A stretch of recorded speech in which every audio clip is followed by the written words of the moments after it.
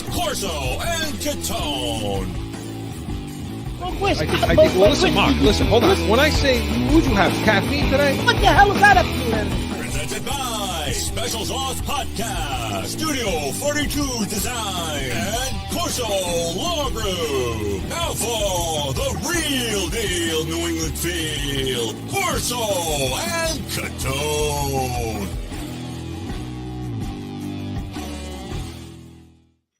Welcome into Corso and Catone, the real deal New England feel. I'm Corso. Catone is here. Joe is with us in the booth, and you're watching us on YouTube, listening, iHeartRadio, Apple Podcast, anywhere you podcast. You know the routine, Mark. Is he asleep? Anywhere. I think he is. I'm awake. I'm looking at news on the Patriots. Yeah, well, we're going to get to all that, but you can reach us in heated hotline, 855-313-PATS. Give us a call 24/7. Leave a message. Anything's on the table. So we want to hear from you, 855-313-7287. And email us in our mailbag, corso.catone@gmail.com. Yeah, Mark's looking at some news with the Patriots, and we're going to have that today in Pat's preview, talking a lot of preseason here. They've played one. They're about to play another one tonight, and we're going to talk a lot about that. And, of course, Catone's Comments is back. You're not going to want to miss that. And we're going to go around sports in Weekly Rewind. We've got a lot to talk about, especially with baseball, Mark. We've got a lot to cover on that. So we got a lot to cover with baseball. We can't have as much fun tonight. That's it. We can't have as much fun today. We gotta, we gotta get to work. We gotta get. Listen, there's a lot of work, a lot of things going on. This is a busy time of the year. Well, I know a lot of people were hoping for the Would You Rather, but hey, listen, we had to put it on the shelf this week because got a lot to get. It's better than putting me on the shelf again. Marc was about to go on strike, so we had to bring Catone's Comments back for tonight. But first, let's get the Pat's preview, Joe. Wait a minute. Well, we'll get his Pat's preview. We'll go what you want to do. I know what you want to do, but we'll get it. Hey, here we go.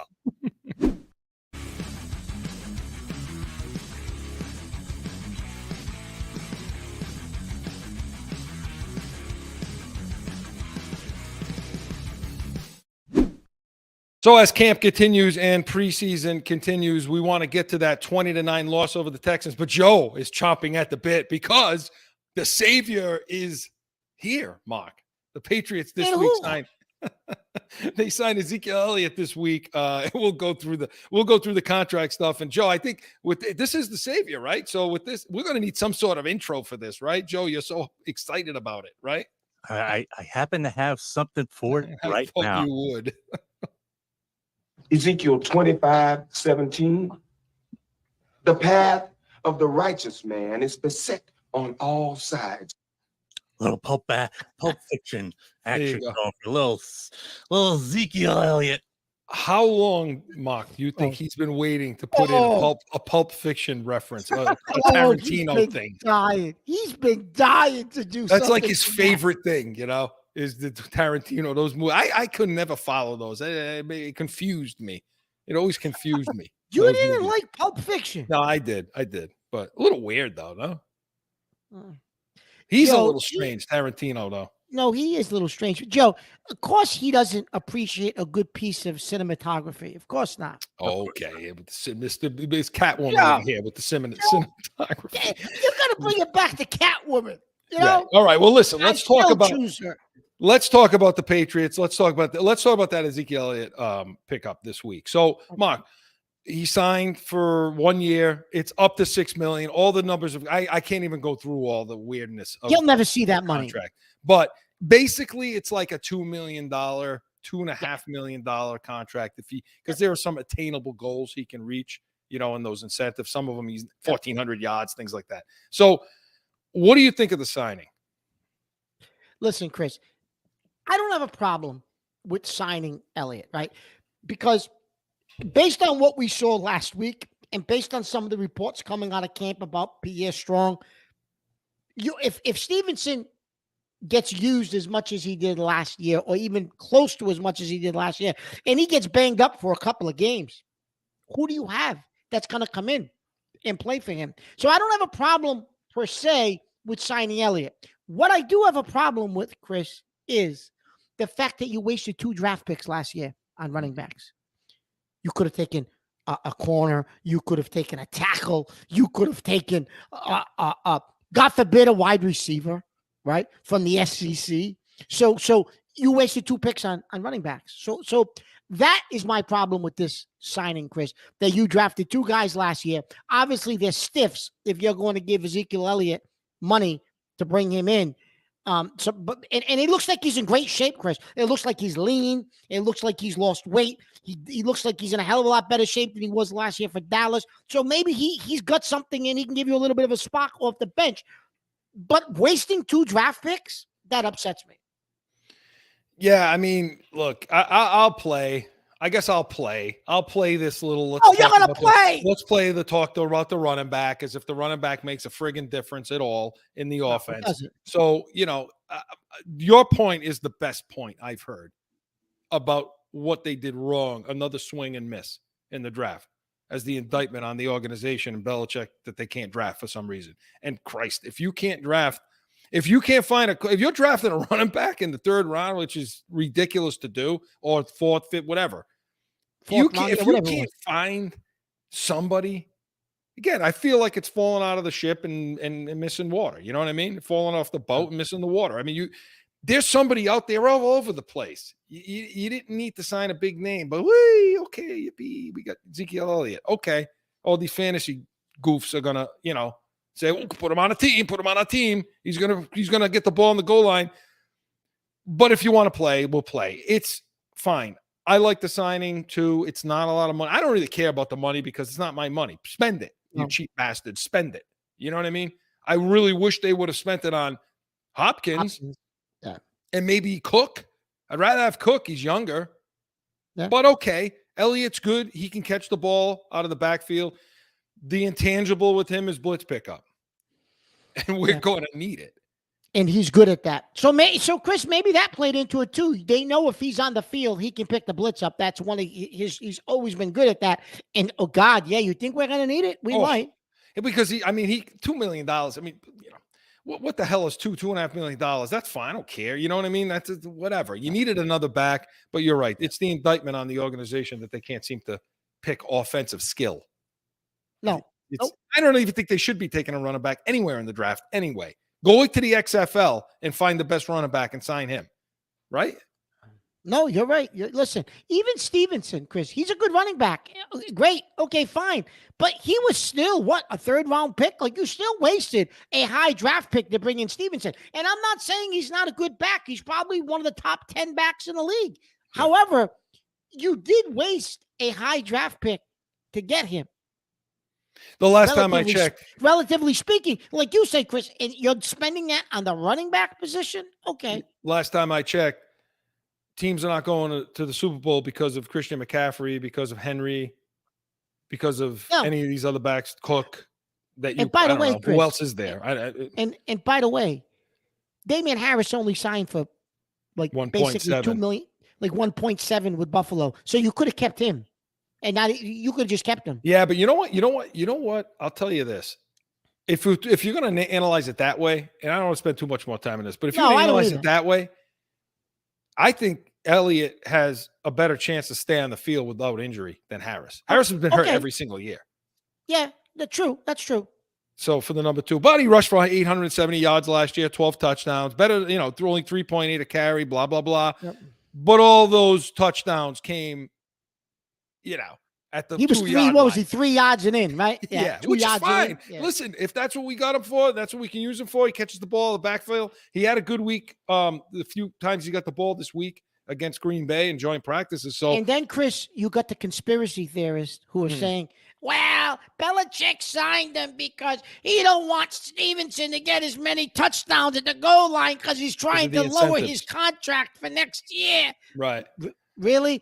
No one's paying running backs anymore. It don't matter how many touchdowns he scores. Stevenson he was the top 10 in touches last year. I think he had I forget how many touches he had, and he had like 69 catches, something like that. So he was used a lot and beat up a lot. Belichick never gives the ball to anybody that much. No. So, I mean, if you're trying to preserve these guys, I get it. I'm fine with the signing. I think it could help. I don't think it'll hurt at all. No, I agree with that. So going back to this, the first preseason game, and we come out of the break, we'll talk about the Green Bay week. But look at that Texans game. They lost 20-9. That really doesn't mean much. Marc, what can you take? Start with the quarterback, because obviously Mac Jones didn't play. But talk about the quarterbacks. What do you take from that game, if anything? So I don't know what you can take from it, Chris. The offensive line, the backups that they had on the field was so bad. Zappe basically got maybe one look. Maybe he looked at one receiver, had no chance of going through a progression, nothing. So maybe he got a look at a receiver and then had to either throw the ball away, back out, run out, whatever he had to do. But there was no looking to see if a receiver could actually get open, could want to route. I mean, people were critiquing the game, saying, well, Butte didn't look that good. How the hell can you tell if Butte looked that good? He didn't block. He said he didn't block well. He didn't block well. Really? I know me personally, Chris, just a naked eye watching it on TV. I didn't even go back and watch film. Yeah. He beat a guy up the field twice. The guy, he put a juke on him, and the guy the corner fell down. Zappe was running for his life. So what about, he missed him on a crosser too. You had him coming across the field. I'm just confused, and it's getting more and more frustrating to me. Maybe it's me, maybe it's you, Chris. I don't know. It seems like these people are watching different games than we're watching, or they're watching different film than we're watching. But you know what's funny, Chris? We make a statement or a comment, and then like a week or two later, people come around to our thinking, which is the strangest thing. And if you watch us, we're the first people to say it. Then all of a sudden, you start to hear people saying what we said, right? So I don't know what you could take. That's the mark of brilliance. Well, we got Judon and Elliott. Kraft finally put his hand in his pocket after you two were talking about it. There you go. But other takeaways from the game. I don't know what you could take out of that particular position in that game. I will say this, though, Chris, and this was glaring to me. We always had, Chris, when we went second string against second string, third string against third string, our guys that were coming off the bench, Chris, the middle and back end of our roster was always dominant over other teams' second and third tier players. That's not the case anymore, Chris. Our offensive line, on offense, I'm not talking defense, we look pathetic. And that was a shit team we were playing last week. Well, you don't have the depth. You don't have the guys coming in, the vets coming in to take prove it deals or at the end of your career deals to back somebody up. You don't have that anymore. During our big run with Brady and guys coming in that'll take a little less, play a role on the team. You just don't have as much of that anymore, and they haven't drafted well. Now, I will say I haven't drafted well from that's an indictment on the drafts. Well, I will say from 16 to about 21, 22. But I see the last couple of drafts has been pretty good. Now, a couple of takeaways from this game to me is the O-line. I mean, the offensive line, and I think that's pretty much what Marc is saying about the backups. The backups were played in that game, and they were horrible. McDermott's going to be a problem. So, yeah, if we get any injuries, I don't even know how the starters will be. We'll see. But Chris, now they're saying what you said a week ago. Strange's injury. Now they're saying, might be more serious. No one has seen Strange. Right. You said that a week ago. You said you're not going to see Strange for week one. You said, watch, he's going to be out. And now that's starting to come out, Chris, from other people. Right. So we'll see what happens there. But I will say this. White, the second round pick, man, did he look good? I mean, he looked good. His closing speed, the way he was getting off, I get it. I'm sick and tired of hearing people say, well, it was against guys that are going to be bagging. Look, I mean, what else are we supposed to – you gauge it against – you play the cards you dealt. And this kid got in the game, and he dominated. His closing speed to the quarterback, wow. That's not against anybody. That's against air. You can either close on the quarterback or you can't. And this dude can. Chris, listen, it don't matter if he was playing against the clerk from Walmart, okay? He has an explosiveness that you can't teach, that he's an athlete. He's got the potential to be a top flight defensive player in this league, an all-pro defensive player. Based on what we saw, he can be dominant. So, yeah, I don't care if he was playing against guys that I'm going to be working at Walmart next week. Who cares? What he showed you physically, Chris, and athletically, They don't have anybody else on the team that has that kind of athleticism. Well, and it makes Dietrich Weiss. It makes Dietrich Weiss expendable if you want to trade. Absolutely, it does. Absolutely. If you want to trade Weiss, you can do it now because I think this kid's legit. I'm going to tell you what it's going to be. Who's going to be expendable is they're not going to spend the money to re-sign Uche if this kid's that good, Chris. Yeah, and we'll see. It's a little different kind of player, but it looks to me like this kid White can play off the edge too. Oh, it absolutely. I told you when they drafted this kid that he provides a thing that Judon doesn't as far as the edge of getting downfield and that edge stuff. Some of that stuff he can't seal. So we'll see what happens with that. And the other thing to take away is Cunningham. Hey, man, listen, this kid was electric out there. Yeah. And you know what? Everybody's like, pump the brakes. Hey, look, there's not a hell of a lot to get excited for. Why can't we get excited for this? Chris, listen. Again, another kid, just like White, he's an athlete, Chris. He gives you a look you don't have. He gives you something you don't have. If for some reason Mac Jones isn't that player, so maybe it's time to put somebody on the field that's kind of like Lamar Jackson. I don't know. Try something different. Listen, Belichick was in love with Cam Newton. Belichick had no idea Cam Newton was washed up, okay? But he thought Cam Newton could give them an element that they'd never had on this team before, different than what they had with Brady. And Cunningham gives you that same thing.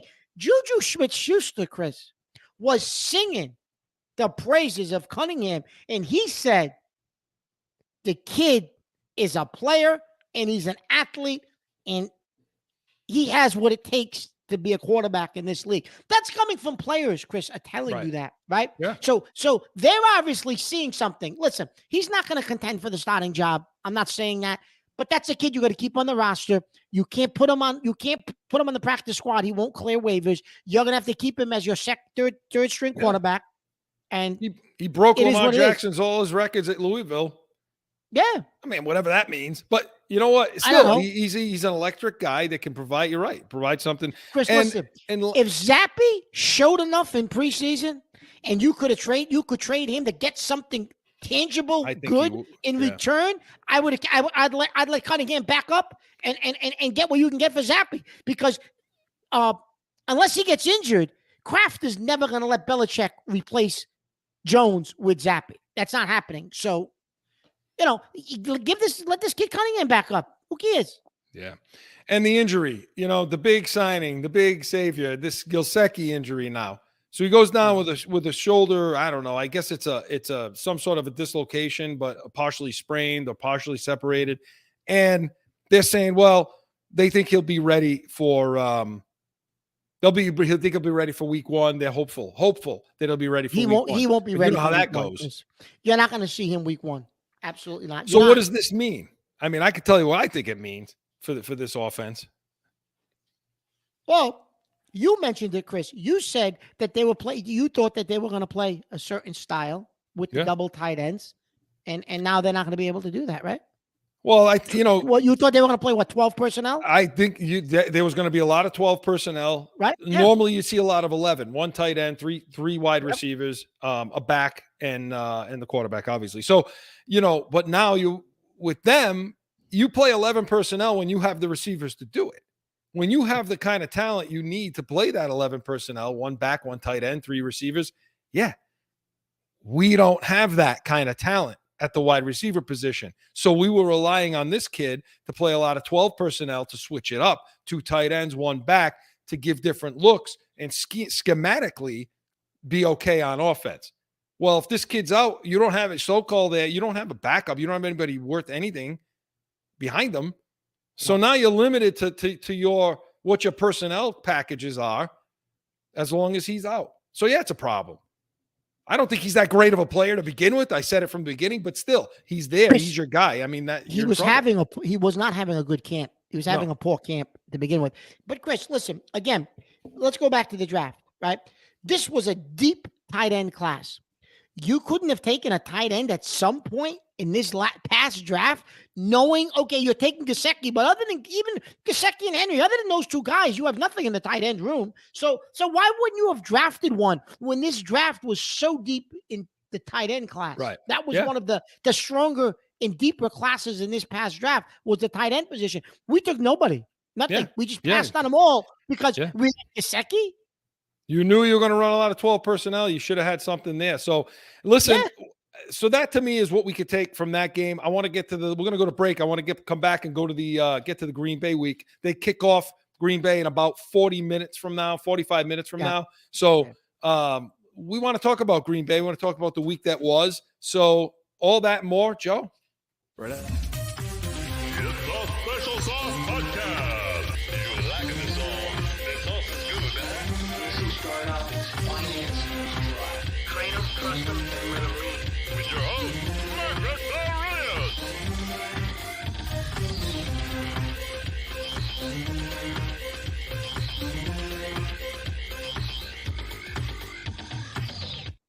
Back in with more Corso and Catone, the real deal, New England Field. So, Marc, we talked about that first preseason game. Okay, so now they go joint practices this past week with Green Bay. And, it started off day one, was kind of shaky. Day two got better. Yes. Go to the offensive side of the ball because we need to talk about defense. We've been neglecting them. So, tell me what you saw on the offensive side of the ball. Well, Chris, on the offensive side of the ball, on day one, they made some mistakes. They seem to be playing a little bit soft on offense, and I think Belichick at the end of that practice kind of brought them together and kind of laid into them a little bit because they were soft, I think, on the offensive side of the ball, Chris. But we talked about the offensive line. So in that first day one, I think it was Jones would have been sacked, I think 6 times. 5, and he had a couple of other plays where he just kind of took a knee. It was almost like a dead play because it's joint practices. And then they bring in Zappe, and Zappe was sacked 8 times. Now, they don't even tell you about pressures, how many other pressures there were. They're just telling you there would have been 8 sacks. So that's a pretty big indictment on the offensive line, Chris, again. Well, it continues to be an indictment on the second unit. The 5 sacks against, my understanding, these 5 sacks against Jones, 2 of them were kind of like he just, give up on a play, that kind of thing. Yeah. So you're talking about 3 sacks, 4 sacks. I don't have as big of a problem with that as I do, 2. They basically dropped 2 picks from him. It wasn't a good, crisp day. The receivers didn't have a terrible. Parker had a decent day. I think Bourne, I can't remember his numbers, what he did, but it's the overall. What I had a problem with day one, again, the 2 tackles were playing, or at least Trent Brown played in day one. That's going to be a problem all year long. We're not getting away from that. No. What I have a problem with and what I see coming is this Mac Jones. I can't like him. I want to like him. I want to think he's going to be the guy. I can't do it. I just can't. I cannot. Why? What upset you from day one of practices? He gets reamed out by Belichick in the last minute of practice and whatever. Comes into the press conference later, okay? You don't have a good offensive, really that great of an offensive showing, okay? Yep. The good quarterbacks in this league, the competitors in this league, okay, the adults in this league will come out in that press conference and say, yeah, we were not good today. We got to clean things up, because if we can't clean things up, we're going to be in a lot of trouble come week 1 and throughout the season. So what we did today wasn't good enough. What I did today wasn't good enough. Hey, Belichick reamed your ass out. They asked him about that, and he giggles. He kind of, it's all teaching tools. Grow up. You're a baby. He's a baby. He's a goddamn spoiled brat, period. Kid that's been given everything in his whole life. He's not the answer. This is not the answer. And he's not good enough talent-wise to be that way. And he hasn't been in the league long enough to be that way. Okay. So tell us how you really feel about day one. I want to be wrong, but I'm not. Okay. So you're upset with Jones. And yes, his reaction, Chris, was so I'm going to be devil's advocate, though. So last year, he was ripping coaches. He was complaining. He was miserable. He was throwing his helmet. This year, he seems to have the opposite attitude, Chris. Everything's good. Everything's cool. Everything's chill. Listen, we're working things out. Everything's going to be fine. He seems to have a much more. Now, I would say, hey, he's got a much more positive attitude. Hey, he's ready to go this year. Last year, he put it behind him, and he's ready to go. Now, I know you don't view it as that. He doesn't talk to Zappy. He doesn't even talk to his backup quarterback. He's that. Okay. He's that friggin' listen. So baby. Isn't that the goddamn coaches pulling those two guys together and saying, "Get your heads out of your ass and work together. This is a goddamn team." What the hell's wrong with you? No, that's my point. Whoa. He's a professional. He's a professional. You need a coach to get you together to talk to your friggin' backup coach. You're that insecure. Listen. This is a different. Okay, well, maybe he does suck, but listen, this is a different era. These guys are different, Chris. They're not, what you think, he got to get his head out of his ass and say that. Listen, these guys, we've talked about this, Chris. We've talked about the social media. We've talked about how these guys portray themselves, what they're worried about. They're worried about image. And it's a different NFL, Chris. And you could say the same thing about Zappy. Who the hell is he not to talk to the starting quarterback? He's a million miles away when Jones is on the field, too. So it goes both ways. Who the hell's this kid Zappy? He's a freaking Zach. He's a backup Zappy. I don't want to hear about Zappy either. He's a stiff. What? He's 4'6". He's a midget, and he wants to play the quarterback position. So they both stink. How's that? They both stink. Both of them. He's a little person. Well, he shouldn't be playing quarterback in this league. He's not a professional quarterback. Listen, I watched him. I don't think either one of them are starters. I'll be honest. Listen, I watched him against the Texans. He's not a starting NFL quarterback in this league. What he did last year, he was running a Pop Warner offense, for Christ's sakes. The kids you coached at 12 years old could have ran that offense that they had Zappy running last year, Chris. That's how basic they made it for him. So I don't want anybody knows anything about football knows how basic of a playbook they gave that kid, Chris. So he didn't do anything last year that was worthy of saying, yeah, that kid can be the number one quarterback. I feel more confident and hopeful that maybe Cunningham can give you. Yeah, I was just about to say that. Maybe the kid will give you lightning in a bottle. Hey, do something. Because I don't think either one of these two guys is the answer. I certainly don't think. I was calm. Look, I think Mac Jones. I think Mac Jones is better. I do. I think we talked about this last week, but I just don't like him. I don't like him. And you could say he's a new age player, but nah, you know what? They're not all like he behaves, taking shots at Belichick all the time. And grow up, kid. Just grow up. Listen, we're all looking to improve. Every day you gotta get better. I do want to talk about the defense, though. Yeah, let's go. Let's talk about the defense. So what I saw, I was a little concerned on game day one. Day two, they were much better. Offensively, they were much better, and defensively, I thought day one defensively they were good. They had like 8 sacks, 9 sacks. They looked good up front. I thought the center of the field wasn't bad, Mark. It really wasn't. Mapu. Okay, is the red shirts come off now? So he's starting to get on the field more. And I think they will have hit on him. White. Gonzalez. Let's talk about the corners for a second. Because I'm concerned a little bit. Who's that? Sauce Gardner? Is he Sauce Gardner Jr.? I never said he was Sauce Gardner. Is he Sauce Gardner Jr.? Let's just pump those Sauce brakes Gardner right now. Jr.? No, but listen, I'm concerned. I have no problem. He locked some guys up. He locked some guys down. He did, I have no issue. And he got pushed all over the field by some guys. That's the problem. Yeah. That's the issue. And that's the issue we talked about coming in. We talked about it. Yep. Is that there's going to be a problem with this. It's going to be his size, not his size, but his intensity. Yeah. That dog coming. And that was the critique of him coming out, Chris. That's why he dropped. Guys said he didn't have that intensity, right, in him, and to be a top flight corner in this league. I don't believe that. I think the kid can be a top flight corner in this league, but that was the knock on him, Chris. That's why he dropped, right? Well, if you grade out at who can, it's his ability to come forward in the running game, his ability to get physical with guys, he's got work to do. So when you look at the corner room, I still think he's going to be okay. Jack Jones got a break this week. He got a break this week. They pushed his court date out. The preliminary hearing out till September. What that means to me, so you know, what that means to me is they're working out a plea deal. Yeah. So I think he's going to be all right. Yeah. And even if they're working on a plea deal, Chris, that may not be necessarily favorable to him.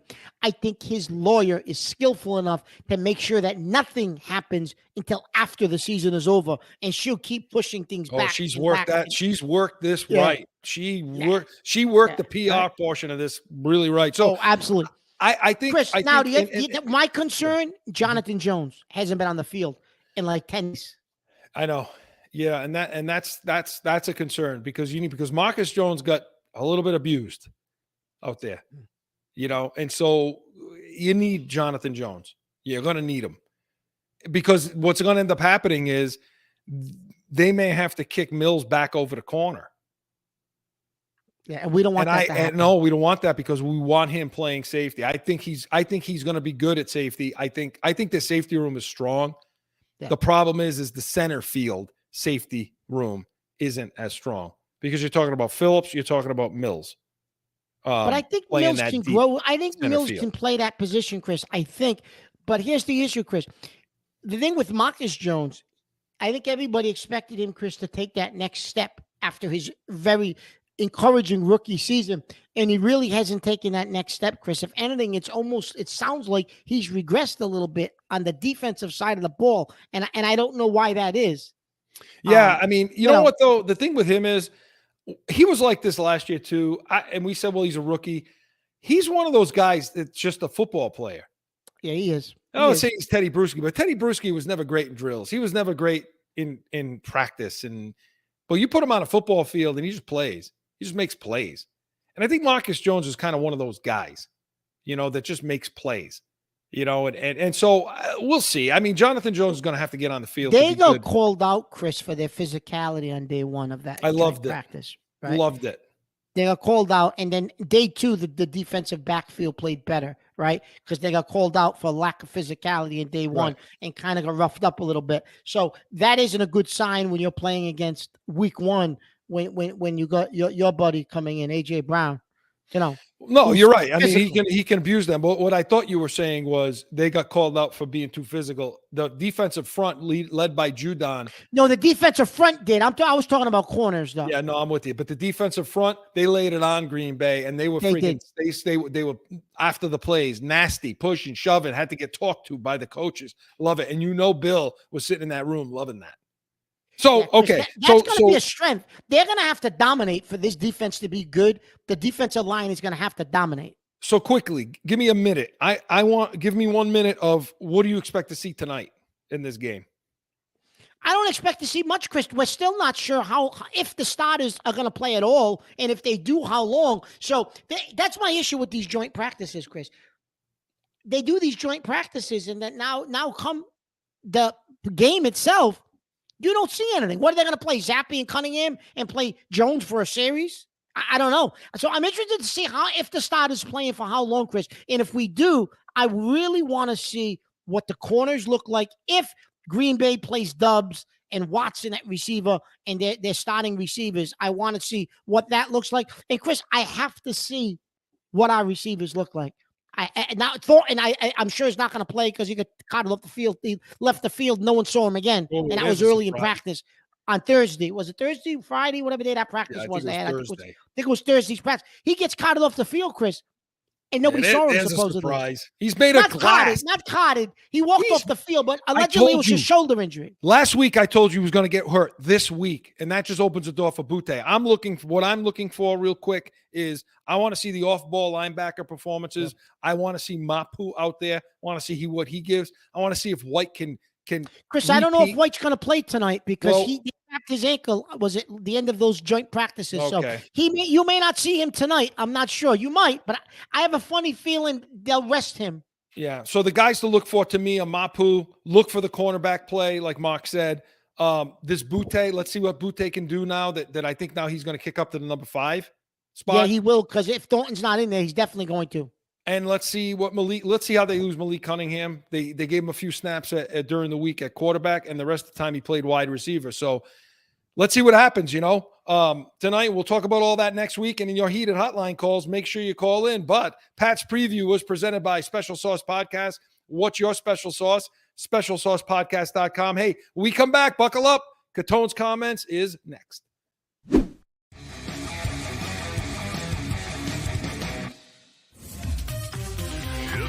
Special Sauce Podcast. You like the song? The sauce is good, huh? Start off finance. Kratos Custom and Marine. With your host, Marc.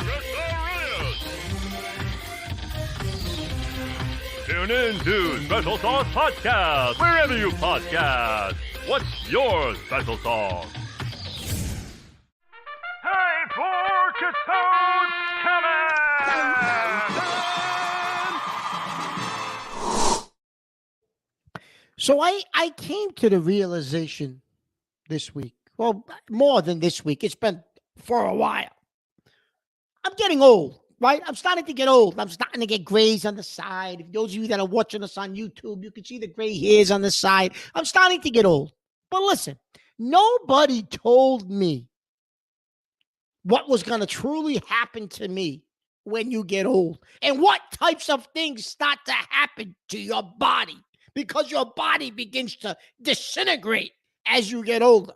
Okay? Couple of things I want to talk about. I haven't had a good night's sleep and I don't know how long. The getting up in the middle of the night to go to the bathroom and urinate. It's constant. It's nobody told me when you hit a certain age, you got to get up and go to the bathroom in the middle of the night. And then you're standing there for God knows how long. And then you got to go, then you go back to bed. Now you got to try to fall back to sleep. Okay, now you're watching TV, you're tossing, you're turning. Oh, by the way, the pillows are too high. Now I'm getting a neck ache. My neck is creaking. It's sore because, that never happened to me 10 years ago. Didn't matter. Now my neck is hurting. I got to angle the pillows a certain way. I got to fluff them up, do it because my neck's hurting. But I sleep. Are you kidding me? Then, listen. When I was younger, you eat, you drink, you do whatever you want to do. Nothing, no problem. Now, part of my daily routine is Tums. I'm eating Tums like I'm eating animal crackers, for Christ's sakes. So no matter what I eat, what I drink, go reach for the bottle of Tums. Here we go. Take a few Tums. So nobody told me when I hit a certain age that Tums was going to become part of my daily diet and routine. Then, God forbid you have something where you might have to flatulate. You might have to pass some gas. When I used to pass gas when I was younger, who cares? You pass gas. It's not a big deal. Now you're going to make sure a cupcake don't come out from 12 o'clock. The steak that you had last night's not coming out. Now I got to be careful. I don't know if I got to wear Depends. I don't know what the hell's going on. You got to be careful. You can't do that. You got to be careful where you are because you never know what's going to happen. You get to a certain age, and things just start to happen that you're not used to. But then you got to look in the mirror in the morning. You got shit growing out of your ears, hair. I don't know what the hell it is. You got to make sure it's clean and shaved before you go to work. Listen, nobody told me when you get to be a certain age that all this stuff was going to happen when you start to get older. It ain't grow old gracefully.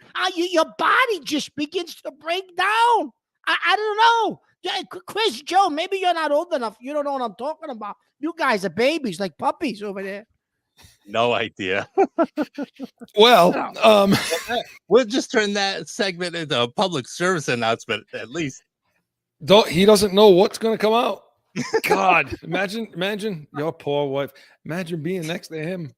Oof.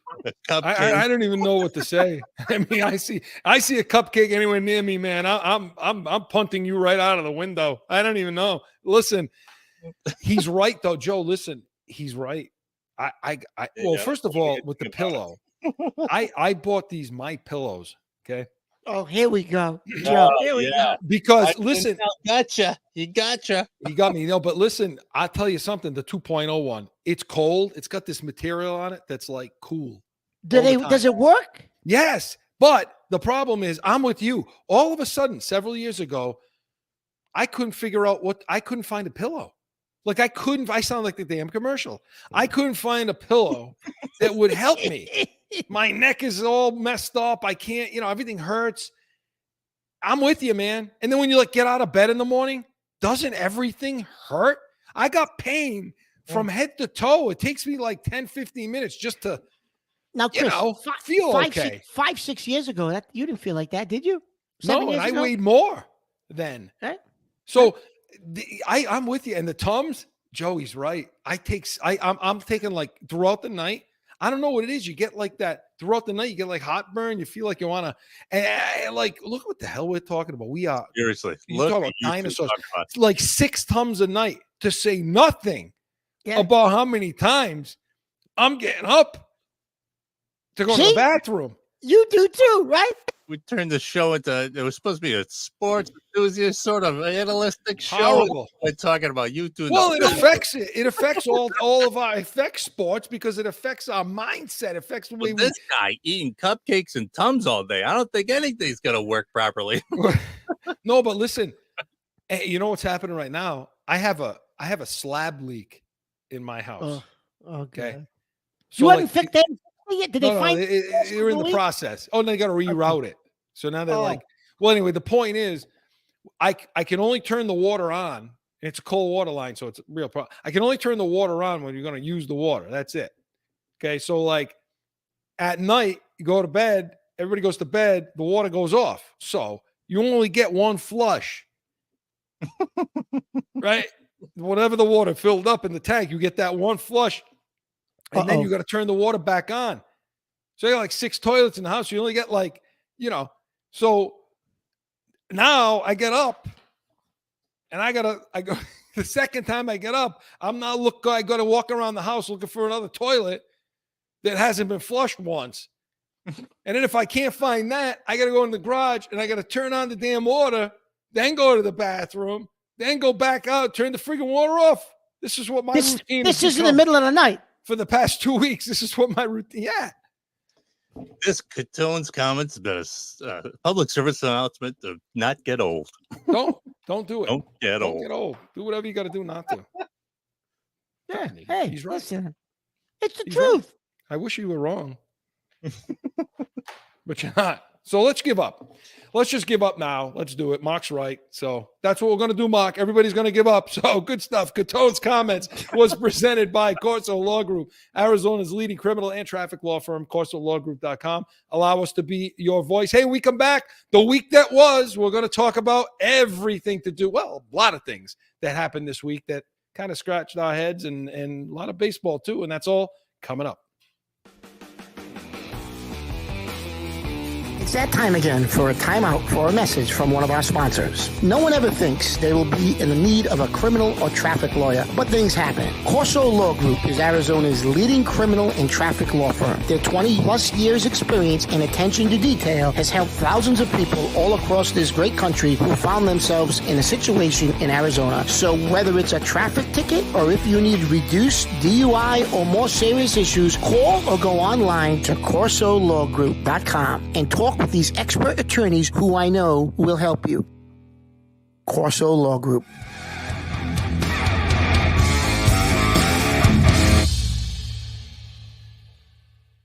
Back in with more CORSO and Catone, the real deal, New England feel. Hey, Marc, the week that was, we have basketball, we have hockey, we have baseball. We've already covered football. So let's rewind, Joe. We have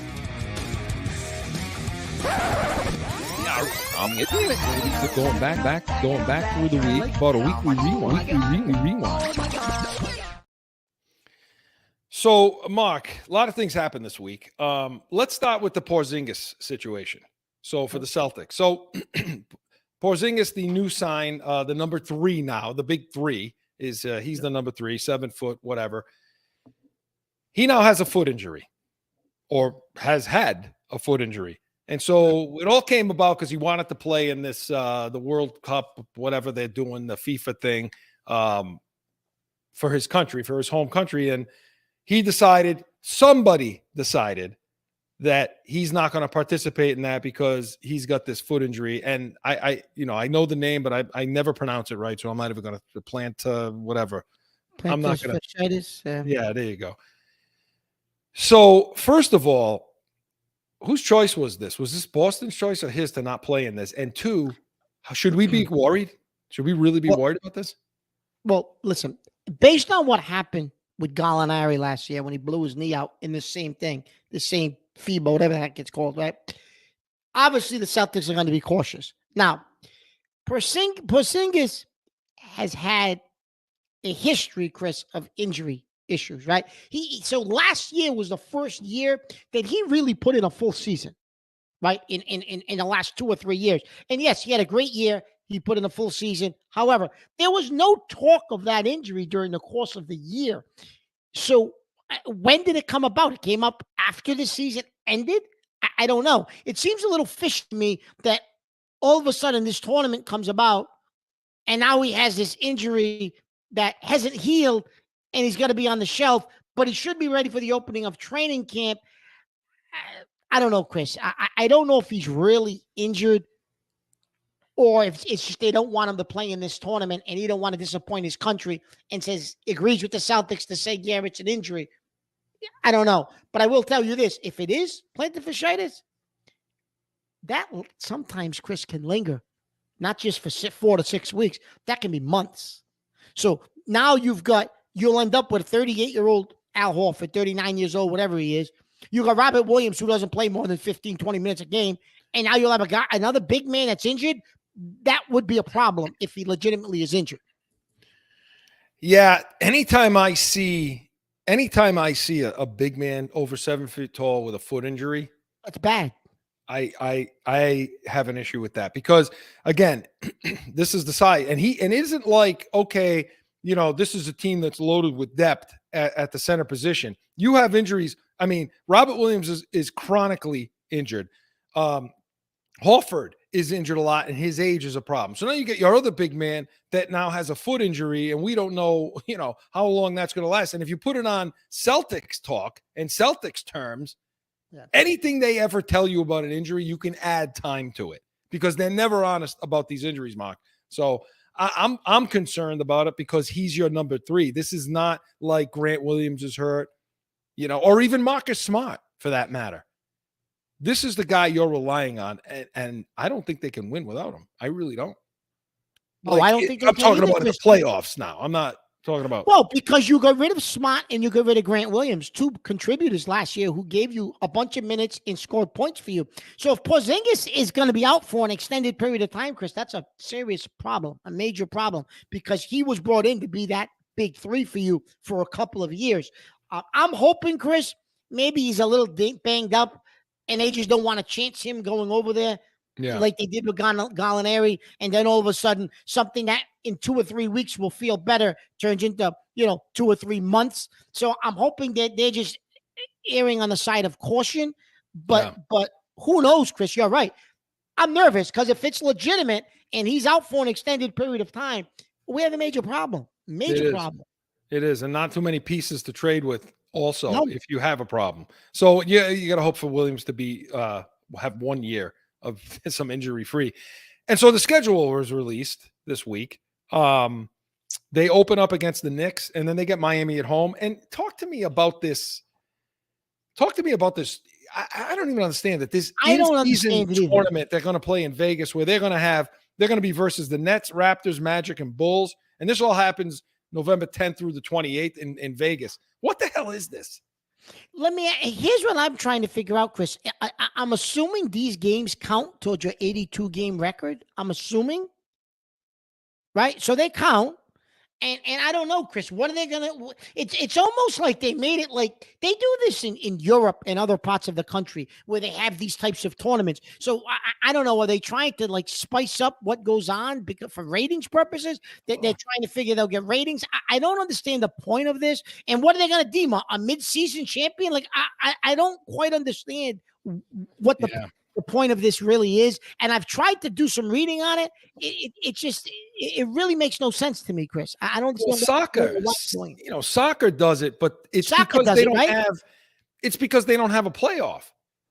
Yeah, it's because they don't have a playoff tournament or something like that. So they do these things in season. So I get that. I understand that, but this I don't understand. It has to be just a money thing to spark. Well, that's what I thought, Chris. It's got to be a money grab, right? And plus they're doing it in Vegas. Right. Well, and then the players will like that. Yeah. They'll like that. But I'm confused. I guess every team's participating, and I don't. Yeah, Chris, I'm really interested to see as it gets closer. I'm sure they'll release more information on what this actually looks like and how it'll work, because I really am interested in what this will look like and how it plays out. I don't know. So any of you out there, let us know. Give us a call on Heated Hotline. Tell us what you think about this and what information you have. And just really quick before we get to baseball, Mark, hey, David Krejci retires this week. We expected it. And, had a great career with Boston and was part of that cup run in 2011, 10, 11. And he had, I think, more of a major role than Bergeron did during that run. He was on the top line with Horton, and Bergeron and Marchand were on the second line, if you remember. Yeah, he did, Chris. And if you go back and look at his stats for those 2 or 3 years, his playoff numbers, his regular season numbers, but really his playoff numbers, Chris, he was dominant for those 2 or 3 years in the playoffs, and the minutes he gave you and what he gave you during that time. And even during the regular season, Chris, he was pretty dominant. But in those playoff runs, he was more dominant than Bergeron was, if you look at his numbers. And like you said, that's why he was on the first line with what was the name you just mentioned? Horton. It was Horton. It was Horton on that one of them on that first line. Yeah, on one of them. So he was dominant, Chris, and I don't think he gets enough credit for being dominant during that stretch of time. No, people talk about Chara, they talk about Bergeron, and Krejci kind of gets lost sometimes in that conversation, and he shouldn't. He should be respected and honored for what he did. Well, he should have won. If it wasn't for Tim Thomas and standing on his head, he would have won the Conn Smythe. Yeah, I fully believe that. So we take our hats off to David Krejci. He had a great career. Thank you for all he provided to Boston. And he will be missed. And in the coming weeks, we'll start talking about what they do at center, Zaka, Coyle, and so on. And we'll get to that. But, Mark, baseball. Some things going on in baseball. Obviously, there's always drama with the Red Sox. And you're starting to see now they're still in the hunt. They're still crawling. They're still creeping. They had a great opportunity this week with the Blue Jays, but they're on this 10-game road trip now, which is a big deal.